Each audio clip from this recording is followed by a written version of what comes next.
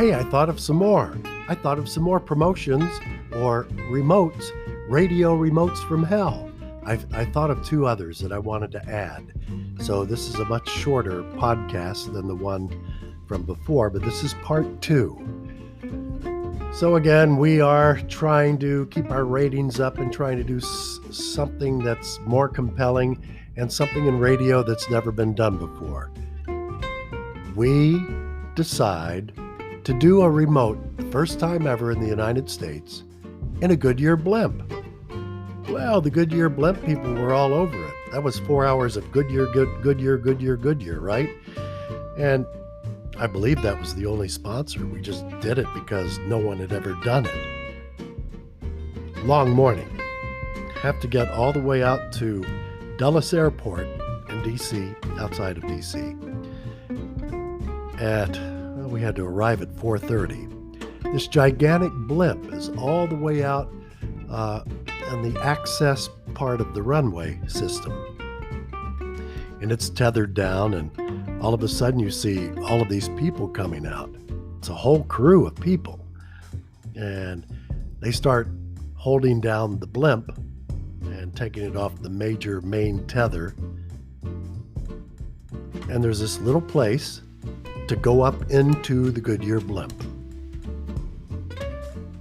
I just purchased a video camera. I thought, oh, won't this be cool? I can take pictures and video of us doing a 4-hour remote in the blimp. Won't this be fun?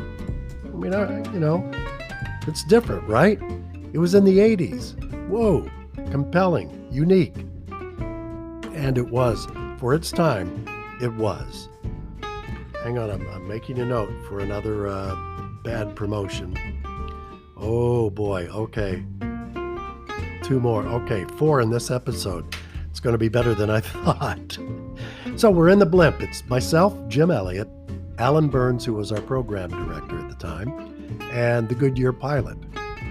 The Goodyear pilot doesn't have a co-pilot. But lucky for us, Alan Burns had his pilot license, so he was having a ball. He sat up there in the front of the little gondola. The gondola is under the gigantic balloon. And so we fire. Oh, well, we also had an engineer because we were union, so we had to have the engineer. And I think it was David Sproul, who loves to fly. He still lives in D.C., just got his helicopter license. Great engineer, always there for us. And that was it. Now keep in mind, we're up in the Goodyear blimp. We can't circle the nation's capital because there's all kinds of air restrictions. Can't go near the monument, can't go near the White House, can't do this, can't go by CIA headquarters, can't do anything. So we had to zigzag all the way around the nation's capital. But everybody could see us.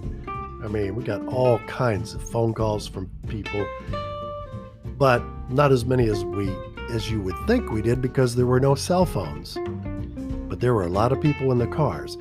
So the best way we were able to actually figure out whether or not people were listening and to the show of us in the Goodyear blimp was for them to flash their lights on the DC Beltway before it got light. And damn if they didn't. Flash, flash, flash. Tap your brake lights 7 times for Q107. Boom, boom, boom, boom.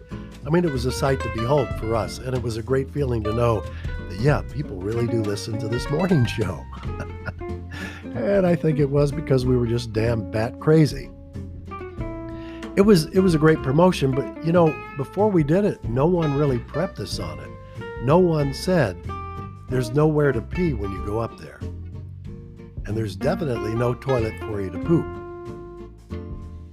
4 hours is a long time, especially when you bring a big coffee mug with you and you're drinking coffee and you're talking about flying around the nation's capital and say, hey, Elliot, isn't this fun? Look. All of a sudden, an hour and a half in, I had to pee like a racehorse. I'm thinking, oh God, I'm the first one that had to pee. Now, I wasn't that old. I was only like 38 or 39. And so I walked up. There were 4 seats. So I just kind of leaned over to the front seat where the captain was. And I said, hey, Captain. I don't remember his name. I wish I did. Hey, Captain. you have a toilet in here? And he says, yeah, it's all the way back in the back. You have to walk on a catwalk. Be very careful, because if you fall, it could be bad. Ooh, all right. So I said, he said, yeah, the toilet's back there. There's a funnel. I said, oh boy, I'm glad I only have to pee. I walked back there. God, let me tell you, it was like a gymnastics balance beam that you had to walk on as you're looking down below on the ground. And God knows how, maybe we were a mile high. I don't know. We were high, walking over that catwalk, holding on. At the end of the catwalk, there's this hose with a funnel connected to it, hanging over the catwalk. So you have to position yourself on the catwalk so you don't lose your balance, and then pee in the funnel. So I finish, and I think, I'm going to mess with this pilot's head. So I come back and tap him on the shoulder. I said, thanks. He says, all good? I said, I had a problem. He says, what the hell? What's the problem? I said, I had to crap. And it was all I could do to get all of that crap down that funnel. Do you have some kind? Do you have a pen I could borrow? Oh, I kill me. And you should have seen the pilot's face. He said, you better not shit in my damn blimp. I said, hey, chill. Eyes in front, man. Don't wreck us. I said, I'm only kidding. He said, there's no place for jokes up here in this blimp. I thought, oh God. So we still have, 2.5 hours left. And by then, I'm hardly talking. Elliot will ask me something on the air, and I'm just going, yeah, having a good time. So between breaks, he said, what the hell's your problem? I said, I'm seasick. He says, no, man, you're not going to puke, are you? I said, no. He says, you get seasick? I said, it's the same thing, air sickness, seasickness. I have motion sickness. I'm very sensitive to motion. He said, well, now's a hell of a time to talk about it. So we talked about it on the air. Listeners loved it. And he said, well, if you have to vomit, where are you going to vomit? I said, I have no idea. And he said, you brought that vomit in your briefcase. Oh, thank God I didn't puke. But, a lot of it was because not only was I dizzy, but I was taking video and moving the camera back and forth. It's when video cameras first came out, and didn't know what the hell I was doing, going back and forth. And I've got the tape somewhere. It's a 4-hour tape of us on a blimp going around the nation's capital. So enough of the blimp story. I hope you enjoyed it. Another time, we had a good friend of ours that was promotions director and an all-around fantastic guy, Bob Zerflew, who worked for Abe Poland, who at that time owned the Capitol Center and the Washington Capitals as well. Abe was a great guy, great entrepreneur.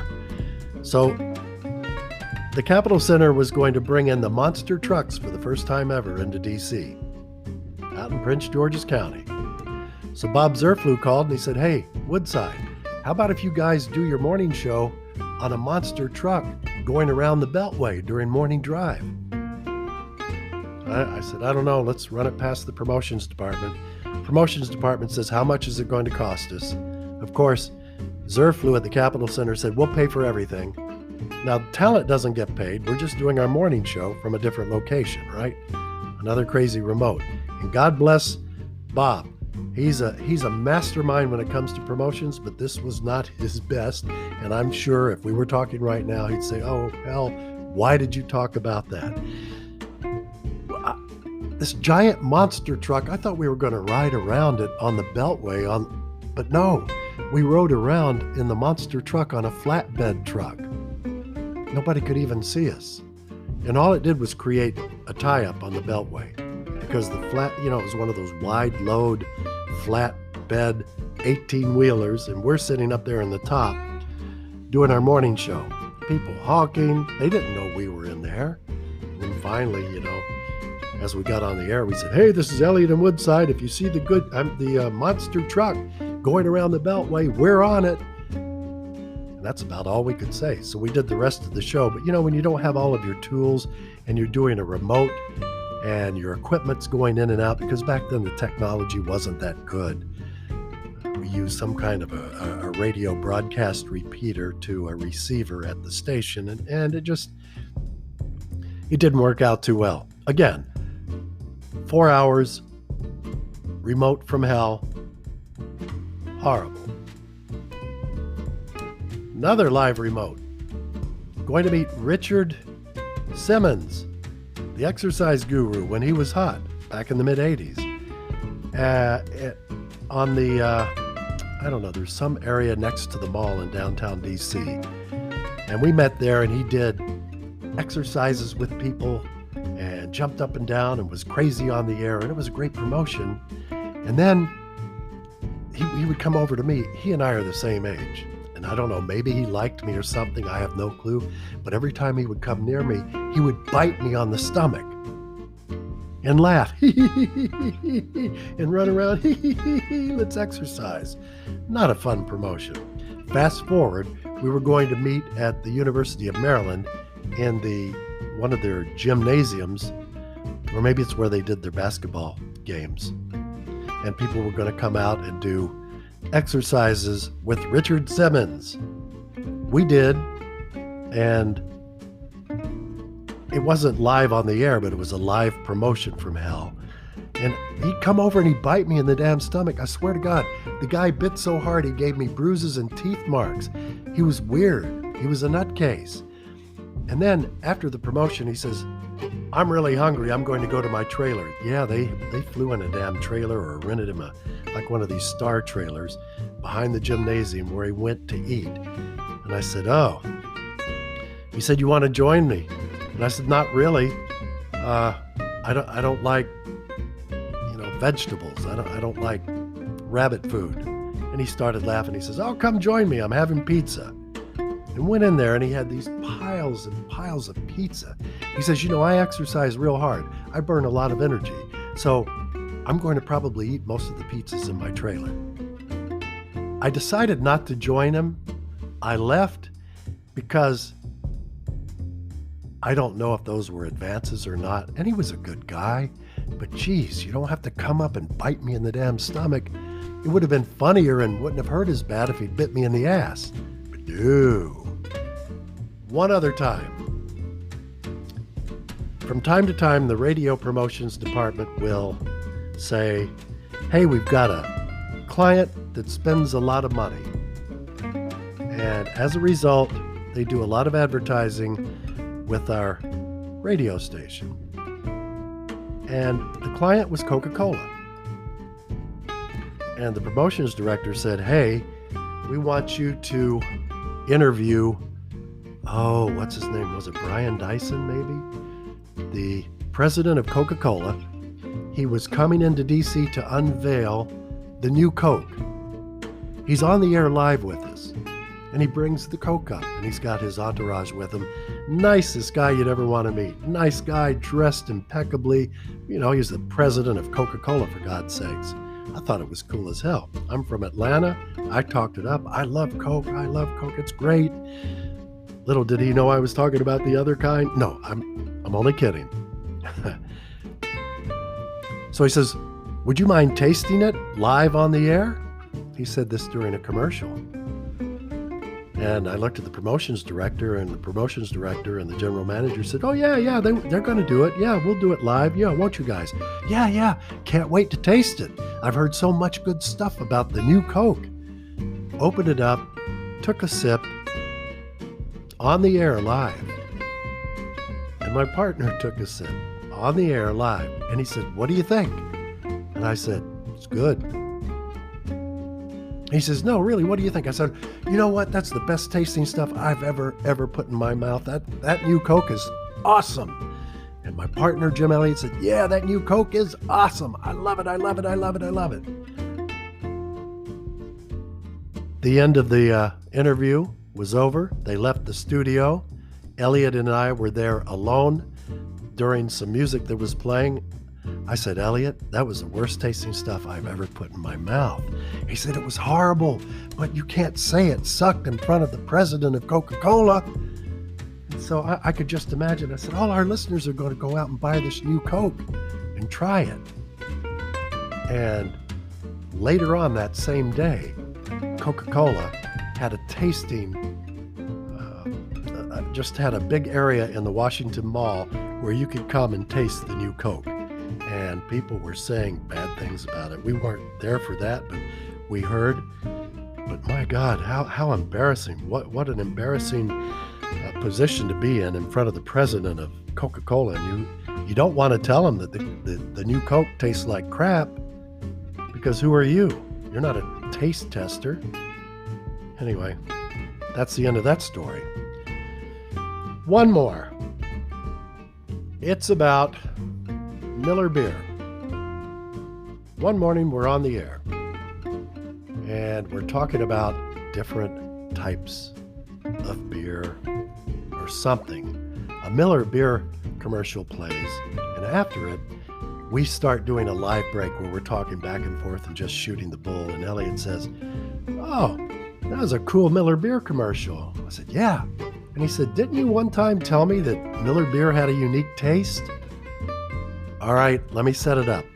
One time when we were at a party or something and we were just talking about beer, I told Elliot, I said, to me, Miller Beer tastes like monkey piss.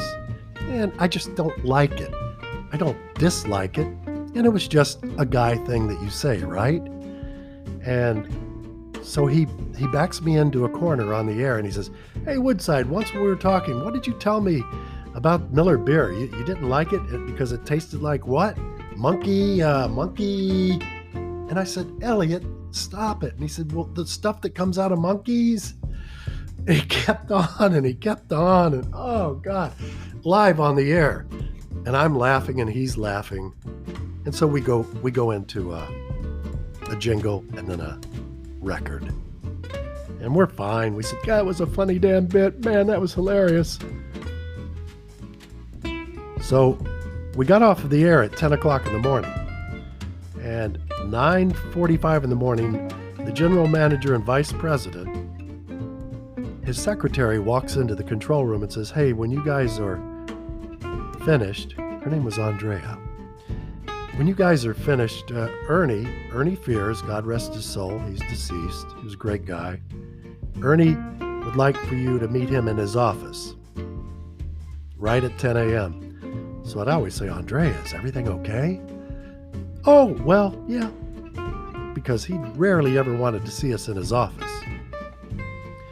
So we get into the office, and he is pissed. He's walking back and forth, and this is like a boardroom office, beautiful office, statues in it, a complete bar. I mean, there's class, ABC, man. And he says, he said, "You guys, I should fire you right now." And we looked at each other like, what's wrong? What's going on? He says, "I want you to know I saved your ass today. And I saved a $400,000 a year account with the beer distributorship in Virginia who distributes Miller Beer.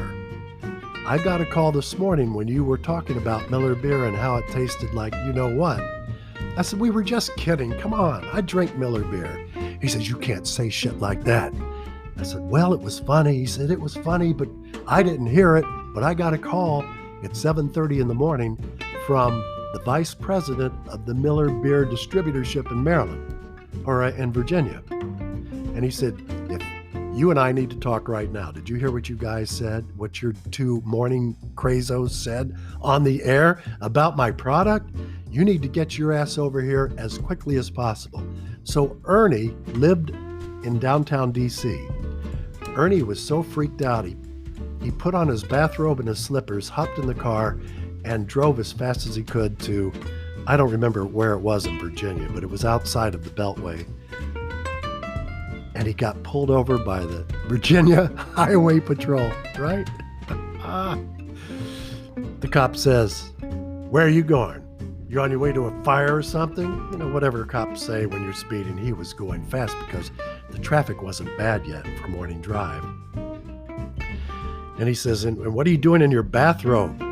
don't you know you're supposed to drive with shoes and not bathroom slippers? Is everything okay with you, sir? Like, are you a mental case? So Ernie said, Officer, let me explain. I am the general manager and vice president of Q107 Radio in Washington. It's our ABC radio station. And my two morning guys, Jim Elliott and Scott Woodside, were on the air this morning.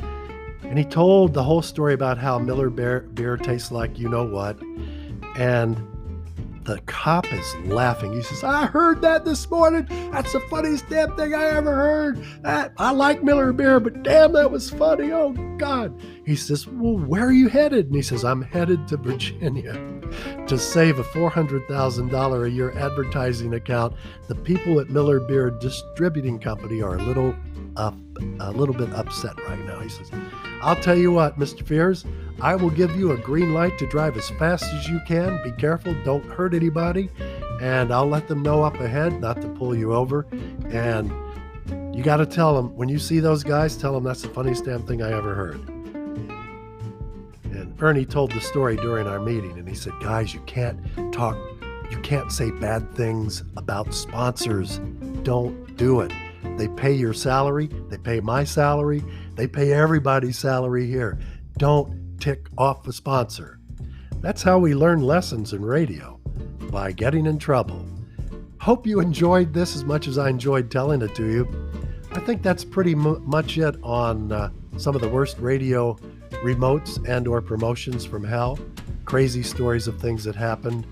If you enjoyed it, make a comment. You know, you can even do a voicemail comment on anchor.fm and tell me what you think. Woodside, it's great. Woodside, it sucks. Hey, Woodside, quit playing that background music on all of your podcasts. Whatever it is, I want to hear from you. I've got a thick skin, and if I really don't like your comment, I'll erase it. Thanks, guys, and we'll talk soon. Have a great rest of the day.